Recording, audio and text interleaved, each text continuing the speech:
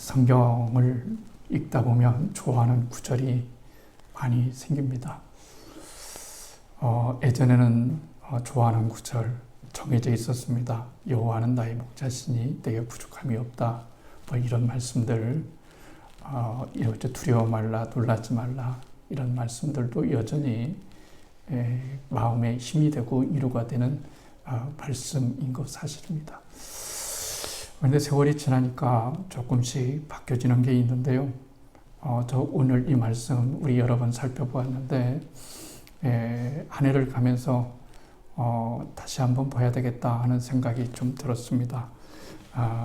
여호와께 너의 짐을 다 맡기라 하는 말씀인데요. 오늘 이 말씀이 새로운 말씀으로 저나 여러분들에게 들렸으면 참 좋겠다는 생각을 해보게 됩니다. 염려하지 말고 살아가야지 하는데 잘 되지 않습니다. 늘 따라 붙는 게 염려입니다. 어느덧 생각을 하게 되면 이런저런 생각들이 나를 붙잡고 염려 속에 빠져들게 하거나 어떤 거에 대해서 걱정을 하게 됩니다. 그런데 사실 우리가 그 걱정을 많이 하고 깊숙하게 고민한다고 해서 그런 문제가 사실 풀어지는 건 아닙니다. 우리가 자칫 잘못하면 그런 생각일 수도 있습니다. 예를 들어서 제가 목사인데 교회에 대한 이런저런 일들 그리고 성도들에 대한 기도 제목과 여러 가지 일들, 제 개인적인 일들 이런 것들을 많이 푹푹 삶아서 오래 가지고 있으면 인생을 진지하게 사는 것 같지만 사실은 그게 아닙니다. 염려와 근심과 걱정은 사실 우리 인생에 도움이 되지 못할 뿐더러 우리들의 신앙을 가로막는 요소들이기 때문에 하나님께서 언제나 우리들을 바라보면서 인생을 살아가면서 염려 없는 인생 없고 근심 없는 인생 없고 짐 없는 인생 없지만 그러나 해결책은 있다 하는 것을 우리들에게 말씀해 주시고 있는 것을 알 수가 있습니다. 내 짐을 그랬습니다. 짐 다 있잖아요. 한번 생각해 봤으면 좋겠어요. 저는 여러분들이 이 시간 설교를 들으면서 문득 떠오르고 가장 먼저 떠오르는 게 어떤 문제일까? 어떤 문제, 또 어떤 짐, 또 어떤 염려가 여러분의 마음을 잡고 있는지 한번 살펴볼 필요가 있다. 이렇게 생각을 해봅니다. 짐도 남의 짐이면 괜찮지만 내 짐이면 문제가 되는 거죠. 그러니까 오늘 성경은 내 짐을 그랬습니다. 짐은 짐인데 다른 사람의 짐이 문제가 아니고 바로 네 짐이 문제다. 인생은 네가 살아가는 거지 다른 사람이 대신 살아가 줄 수 없는 거니까 내 짐이 무엇인지 한번 살펴보아라 그랬습니다. 그러니까 이 말씀의 속뜻은 뭐냐면 하나님이 인간 세상을 보실 때도 짐이 없을 수는 없다 하는 거예요. 필연적입니다. 인생을 살아가면서 짐이 없이 살아가는 사람이 어디 있겠어요? 들어가서 얘기하다 보면 이런 짐 저런 짐 여러 가지 풀어야 될 숙제들 문제들 이런 것들이 많이 있습니다. 하나님께서는 우리 인간이 이런 문제가 있다는 것을 얘기합니다. 염려하지 말고 근심 없어라 없게 해라 이런 말이 아니고 근심 그 자체의 존재는 인정을 해야 된다 하는 거죠.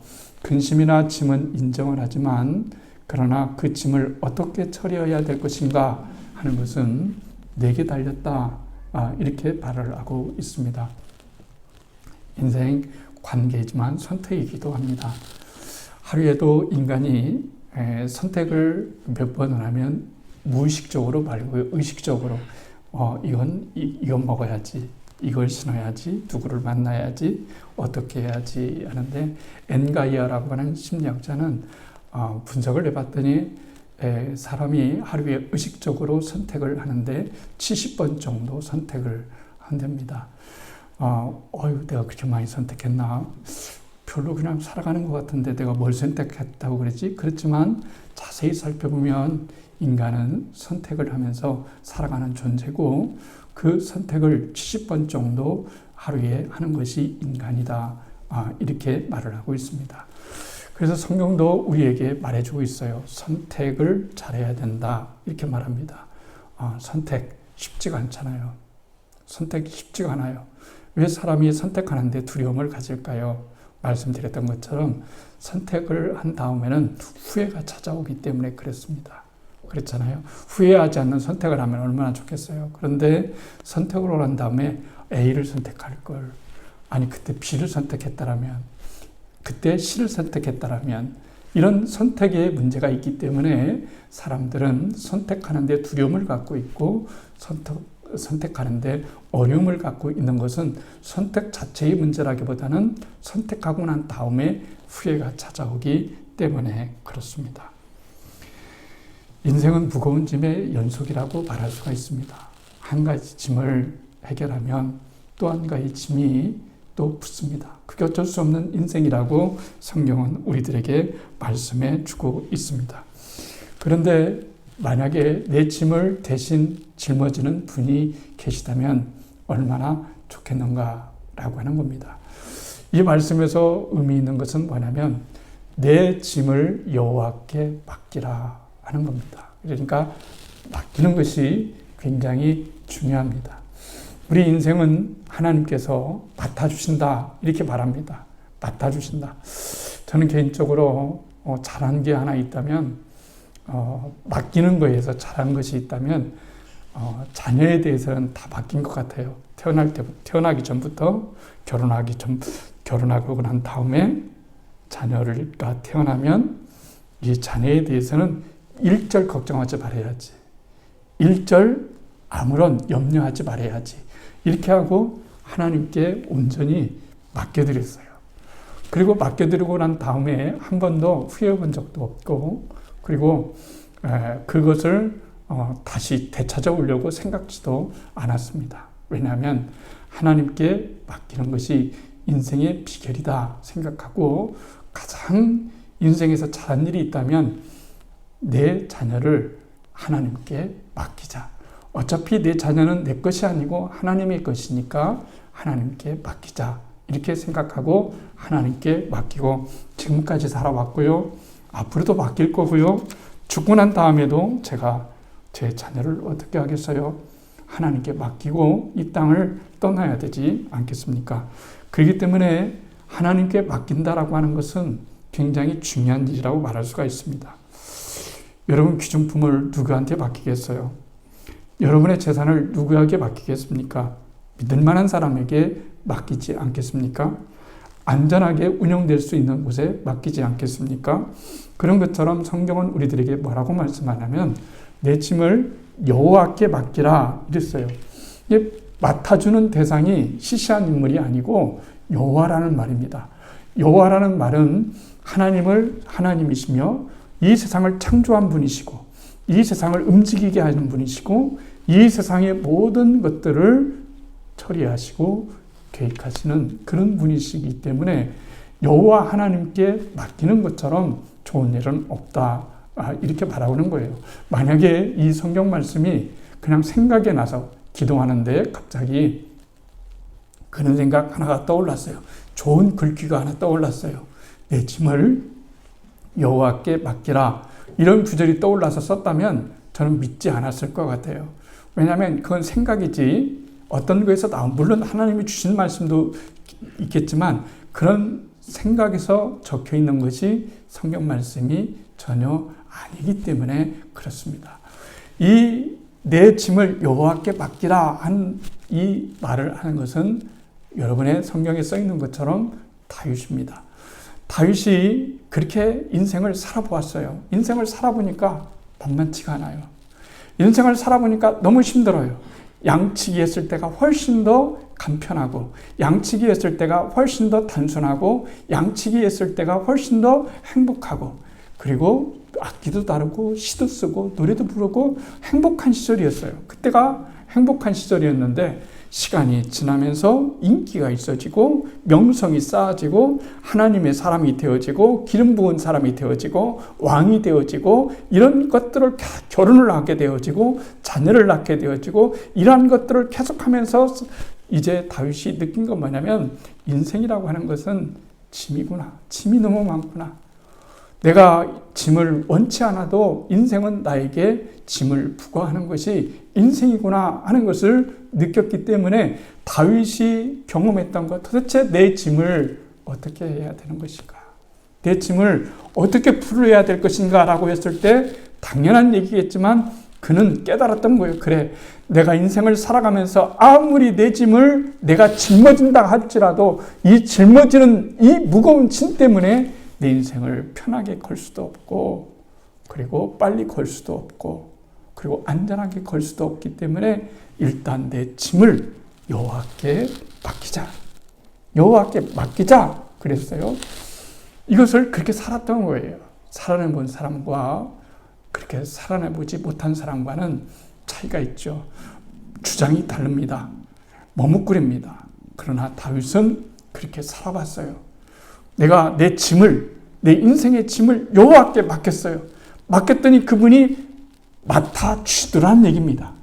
맡아주시고 그 짐을 하나님께서 내 인생의 무거운 짐을 놀랍도록 처리해 주시는 하나님의 그 은혜를 바라보면서 오늘 우리들에게도 똑같은 얘기를 하는 거예요. 내가 하나님께 내 인생의 짐을 맡겼던 것처럼 당신의 짐도 하나님께 맡기세요. 이렇게 했습니다.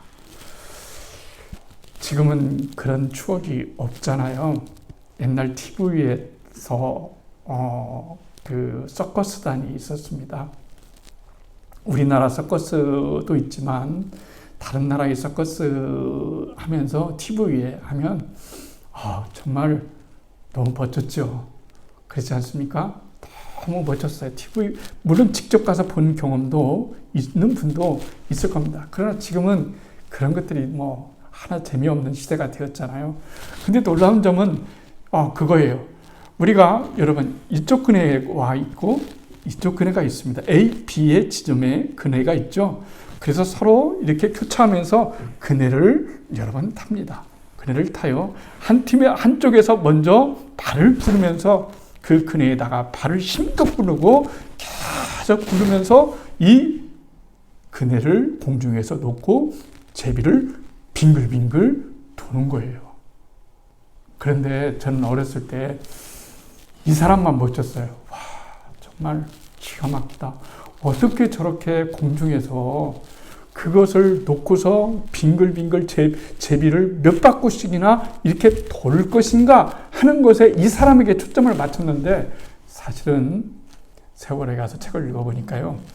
그런 내용이 써 있어요. 여러분, A와 B의 두 사람, 제비를 멋지게 도는 사람과 한쪽에 서 있어서 이 사람이 빙글빙글 돌고 다시 이 사람이 땅에 떨어지지 않기 위해서 안전한 곳을 찾을 수 있을 때까지 상대편에서 잡아줘야 돼. 누군가 잡아줘야 되는데 바로 한쪽에 서서 이 사람이 빙글빙글 돌 때 또 한 사람이 그네를 타면서 그 거꾸로 매달려서 이 사람을 손으로 붙잡아주는 이 사람이 없으면 빙글빙글 멋지게 도는 제비 도는 그 사람의 그 고개는 의미가 없다.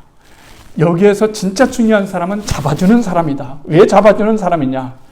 이 잡아주는 사람이 없으면 우리는 빙글빙글 돌 수도 없고 제비도 돌 수도 없고 그 사람은 멋진 묘기도 불 수도 없고 땅바닥에 떨어질 수밖에 없는데 이 사람이 그렇게 멋지게 제비를 돌 수 있는 비결 하나는 내가 돌고 난 다음에 내 손을 뻗으면 저쪽에서 나를 잡아줄 또 하나의 동료가 있기 때문에 나는 그 사람에게 나의 모든 몸을 의탁한다 라고 하는 거죠. 당연한 얘기겠죠.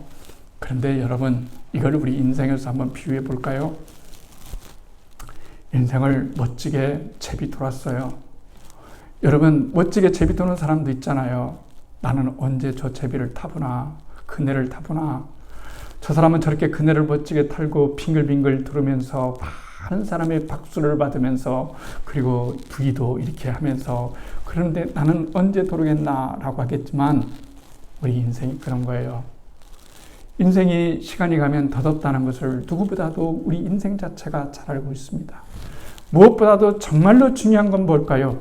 우리가 인생을 살면서 그네와 같은 멋진 그네를 타면서 멋진 고개를 한다 할지라도 우리를 지금까지 안전하게 받아주셨던 하나님이 계셨기 때문에 내가 고개를 할 수가 있었던 거예요. 내가 고개를 할 수 있었던 이유, 빙글빙글 제주를 돌았던 이유는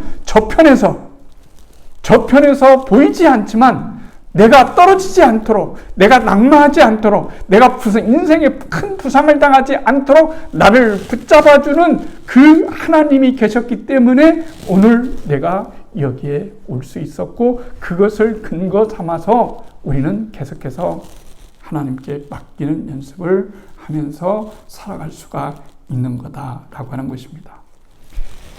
시편 68편은 또 이렇게 얘기하고 있습니다. 날마다 우리 짐을 지시는 주 곧 우리 구원의 하나님을 찬송할지로다 그랬습니다. 날마다 짐을 져주신다고 합니다. 날마다 한 번만 져주시는 것도 아니고 하루만 져주시는 것도 아니고 내 짐을 날마다 져주신다는 얘기는 날마다 내 짐이 나를 붙잡고 나를 곤고하게 만들 수밖에 없는 그런 현실이 있기 때문에 하나님은 오늘 나에게 내 짐을 날마다 져주시는 네 하나님을 찬송해라, 맡기라 하는 거예요. 신앙이라는 게 뭐겠어요? 하나님 나라에 가는 그날까지 하나님이 나와 함께 해주심으로 내 인생을 돌봐주신다고 하는 것, 이거 중요하잖아요.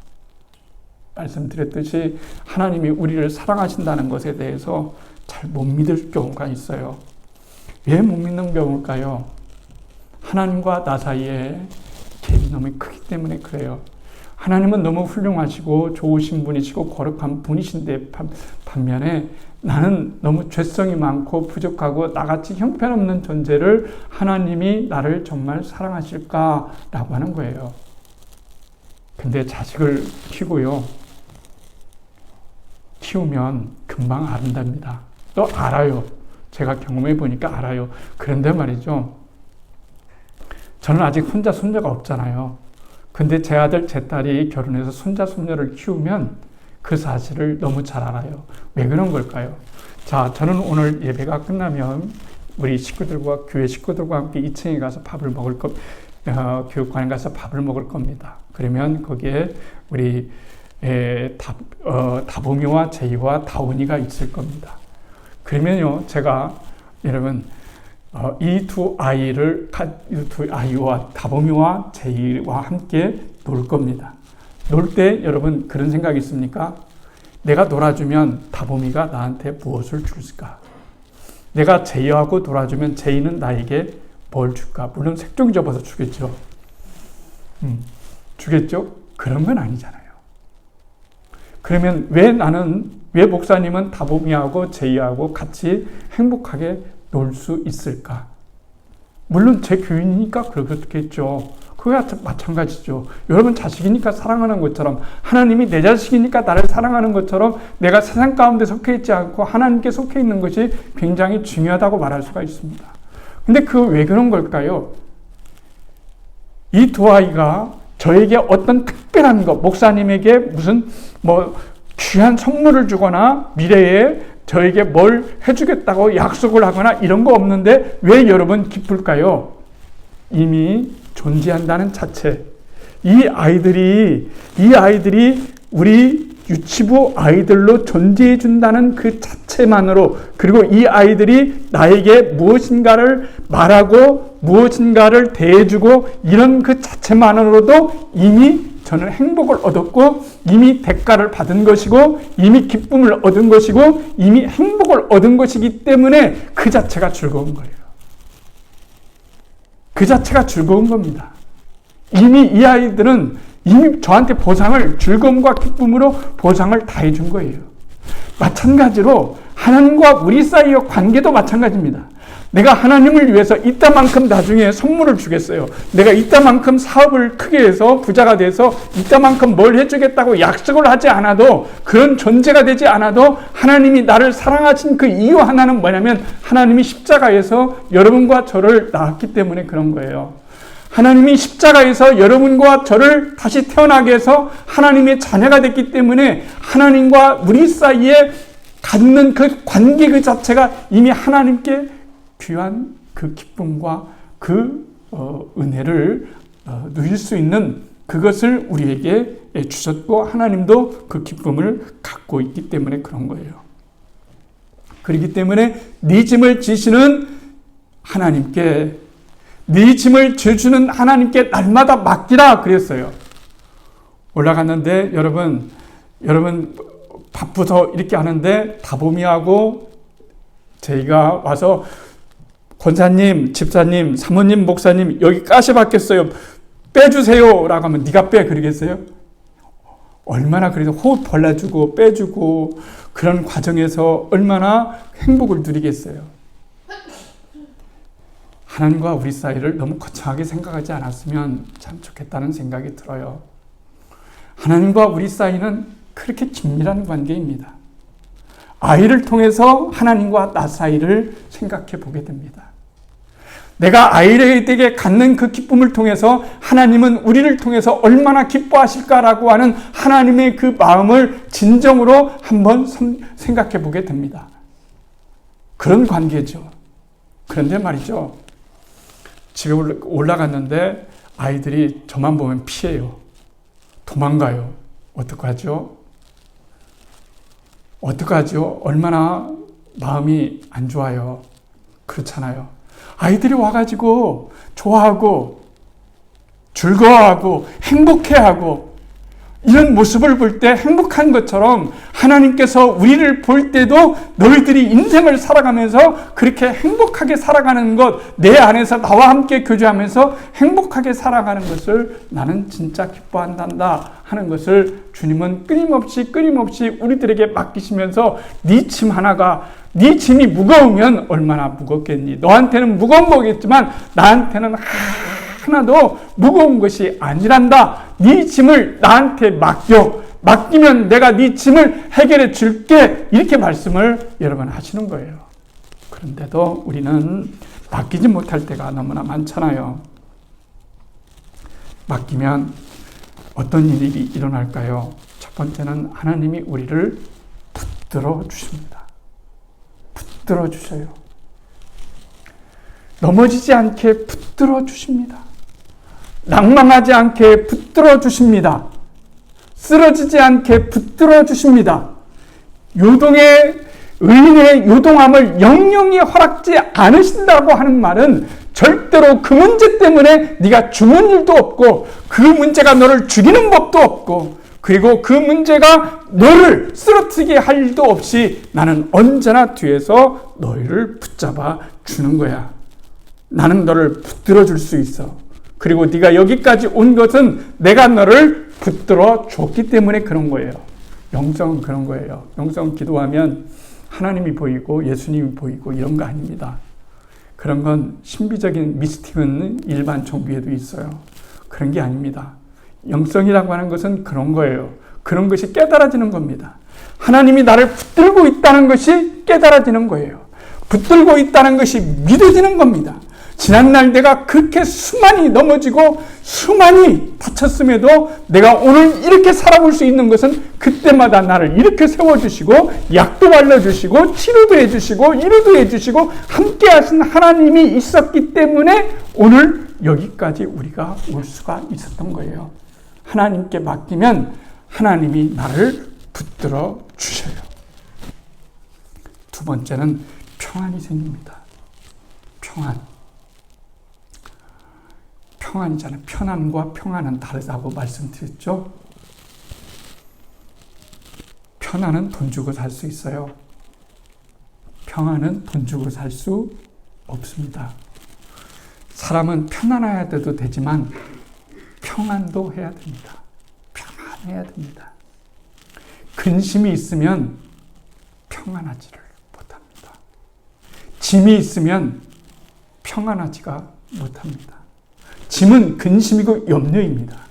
네가 어떤 근심을 가졌던, 어떤 문제를 가졌던, 어떤 짐을 가졌던 그것을 여호와께 맡기면 평안해지는 거예요. 왜 이렇게 평안하지? 하나님께 맡겼기 때문에 그런 거예요. 왜 이렇게 불안하지? 안 맡겼기 때문에 그런 거예요. 안 맡겼기 때문에 그런 겁니다. 여러분. 그랬잖아요. 터키와 그리스 성지순례를 다녀왔잖아요. 가이드 선생님께서 엄포를 많이 줘요. 저 지점에 가면 날치기가 극성불입니다. 거의 10명의 몇 명꼴은 납치기 당합니다. 그러니 중요한 귀족품을 잡고 가세요. 배에다가 이렇게 하나 쌔을 맸거든요. 근데 그 말을 듣는 순간부터는 이 두 손이, 두 마음이 여기에 붙잡혀 있어요. 아무것도 안 보여요. 오직 여기에 뭐가 들어있나요? 여권이 들어있습니다. 여기에 뭐가 들어있을까요? 카드가 들어있습니다. 그러니 제 쌔은 제 손으로 인해서 염려할 게 없습니다. 제 여권도 염려할 필요가 없습니다. 왜냐하면 주인 대신 제가 얘를 붙잡고 있기 때문에 그렇습니다. 그래서 아무리 어떤 사람이 있다 할지라도 결코 이 손을 놓지 않습니다. 이 손을 놓지 않아요. 그런 겁니다. 내 짐을 여호와께 맡겠다는 말은 하나님이 나를 붙잡는다는 거예요. 근데 여기서 문제가 있어요. 목사님, 느낌이 안 와요. 느낌이 안 와요. 하나님이 나를 붙잡아 주신다는 것이 느낌이 안 와요. 그렇습니다. 느낌이 오겠어요? 하나님과 나 사이는 영적인 일인데 느낌이 오겠어요? 영적인 일은 느낌으로 되는 게 아닙니다. 감정적인 일은 느낌으로 되는 수가 있습니다. 신앙은 느낌도 아니고 감정도 아닙니다. 신앙은 영적인 일입니다. 그것은 믿음으로 나아가는 겁니다. 내가 하나님이 나를 여러분의 귀중품을 딱 잡고 가는 것처럼, 여행을 하는 것처럼 내가 어떤 위험한 지점에 있을 때 하나님이 나를 딱 붙들어 주시는 그것이 느껴지면 그때부터는 어떤 걸까요? 평안하게 되는 거예요. 평안하게 되는 겁니다. 주님은 우리가 평안하길 원하십니다. 아침에 이제 앞에 나와 있는데요. 제 딸이 이제 10시쯤에 와가지고 이거 이렇게 준비하고 하영이가 이제 준비해요. 그 다음에 기도를 해요. 근데 이제 기도를 하는데 습관인 것 같아요. 기도할 때 주여 이러니까 제가 겁이 나는 거예요. 왜냐하면 제가 뭔 걱정이 있나? 왜 한숨을 쉬지? 왜 호흡을 저렇게 들어마시지? 근심이 있나? 그러면 물어보면 없는데요? 이렇게 나올 수가 있어요. 그런데요, 여러분, 부모라는 게 그런 거예요. 자식이 한숨을 푹푹 쉬거나 또 어떤 표현을 어떻게 아픈 것처럼 또 인생이 너무 힘든 것처럼 어떤 표현이 나오고 그런 숨소리가 나올 때 마음이 다 바뀌는 거예요. 하나님도 그래요.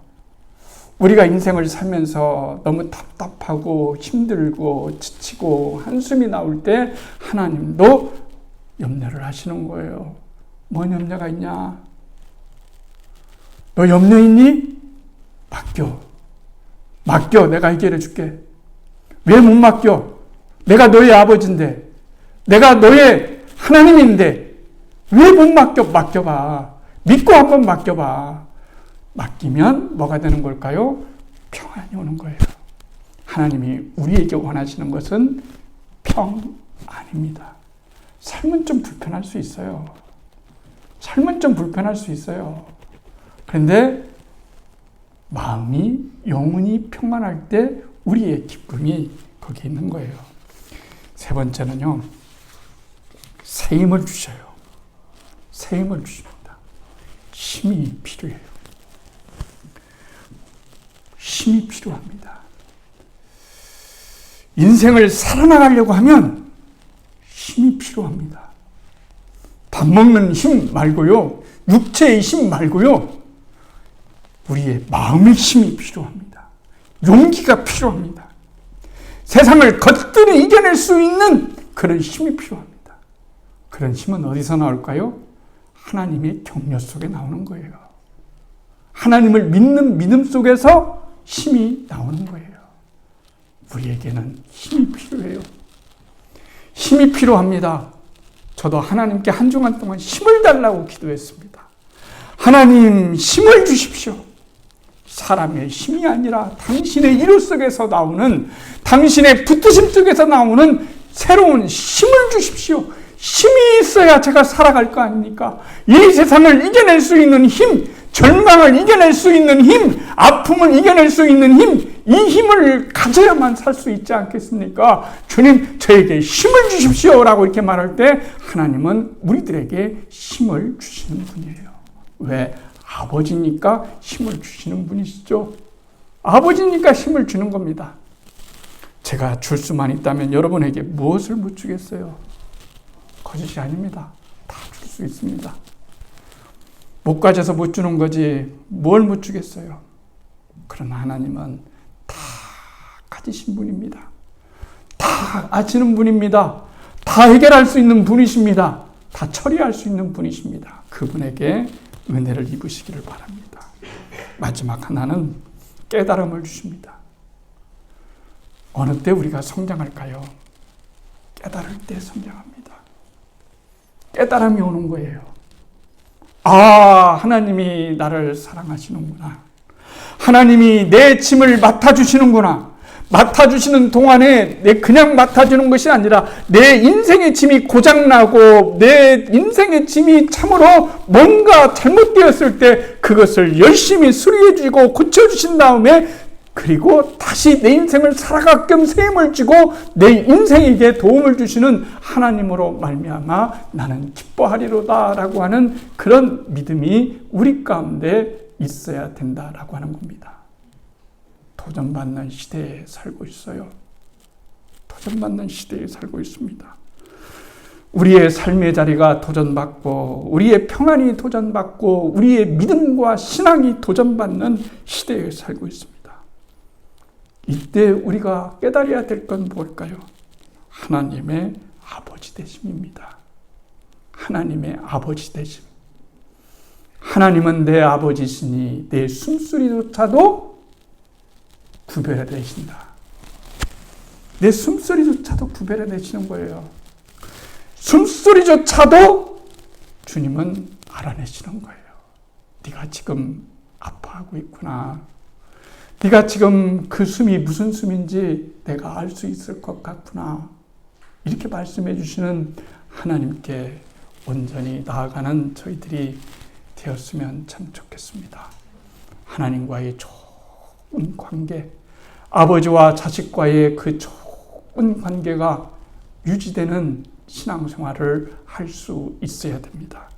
그것은 내가 잘나고 똑똑하고 옳게 살아갔을 때만 되는 것이 아니라 내 자신이 부족하고 내 자신이 형편없어도 내가 하나님의 자녀라는 그 사실 하나만으로도 네 짐을 내가 다 짊어질게.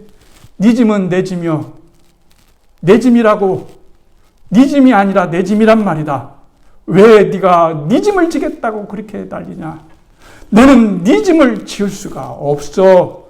내가 네 짐을 져줄게. 그러니 고집부리지 말고, 그러니 제발 집착하지 말고 나한테 맡겨봐. 나한테 맡겨봐. 너에게 평안을 주겠다. 이렇게 말씀하시는 주님의 음성이 들리기를 주의 이름으로 축복합니다.